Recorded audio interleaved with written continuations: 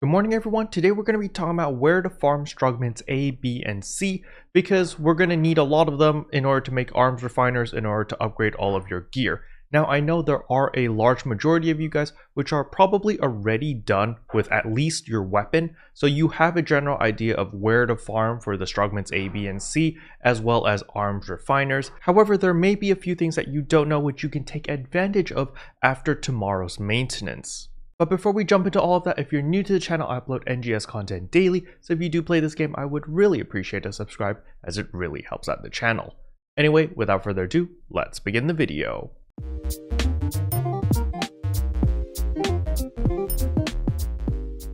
So the very first thing I want to talk about is arms refiners cannot be traded on the market. You cannot sell a completed arms refiner on the player market.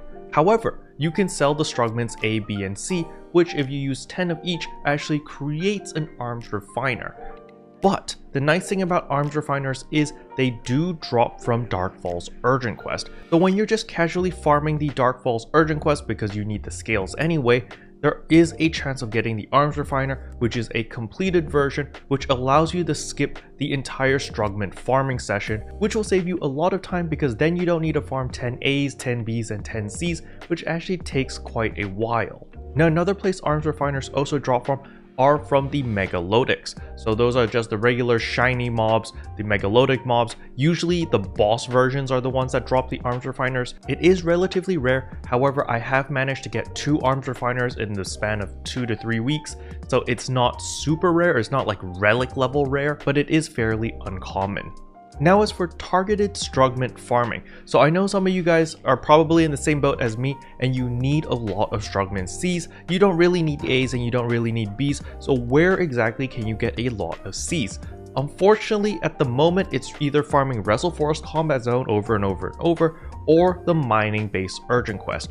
So, you know, a lot of people, myself included, don't really like the mining base urgent quest, especially since last week was like the double urgent quest thing, where we could run everything twice. So running double mining base every single time it was up made me get a little bit sick of mining base, so I really don't want to do that anymore. So the best bet is Relentless Forest. However, keep in mind that Strugment C's do drop in Mount Magnus and they also drop in Labs. So if you don't like Relentless Forest, you can farm at Labs or Mount Magnus. You can literally farm at any combat zone that you prefer, but in Relentless Forest, the Strugment C's do drop a little bit more often.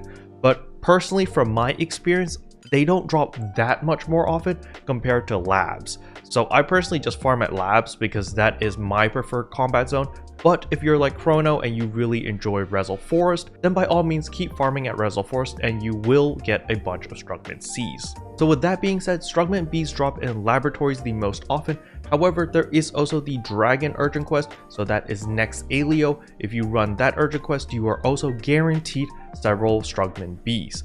And last but not least is the Strugment A's. So in order to get Strugment A's, you can just farm at Mount Magnus, or you can also run the Pettis Doll or the Doll Suppression Urgent Quest, where you're also guaranteed to get a bunch of Strugment A's. Now another quick and easy way to get a bunch of Strugments is Relentless Training 1-2, 1-3, and 1-4. So 1-4 actually gives you 10 Strugment C's, and all you need to do is defeat 50 rare enemies, 30 enhanced enemies, and 30 Megalodics. So keep in mind the Megalodics can be any Megalodics, it's very easy. You literally just go to any combat zone that you prefer to farm. However, it does have to be a rank 3 or in Relentless Forest case rank 2 combat zone, because the mobs have to be level 35 or above. You complete this mission over here and boom, that is 10 Strugment C's. And if you go to the previous one, that's 1-3, that is 10 B's, and at 1-2, that is 10 A's. So this is a very easy way to quickly get one arms refiner if you really need it. Another really nice quest is at Relentless Training 2-1, where you can also get 15 photon scales, so that will also help you quite a bit in upgrading your Sanguine weapons. And last but not least is of course using the marketplace and just buying the Strugments A, B, and C off the marketplace. However, I really don't recommend doing that.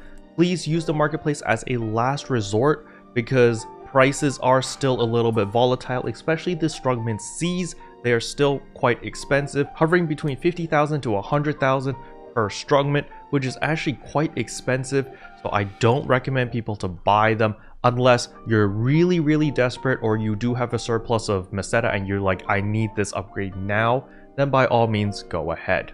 So a lot of you guys may have noticed that I am currently wearing a maid outfit, which is a little bit different from my original outfit, and the reason is because I'm playing a lot more on ship 1 at the moment, simply because I'm pretty much fully geared on ship 2, so there's a lot more things to do on ship 1 right now, especially since I am still in the process of gearing up. So I need to upgrade my Sanguium Katana. You can see here I'm still at potential level 2 and I'm still farming a bunch of photon scales.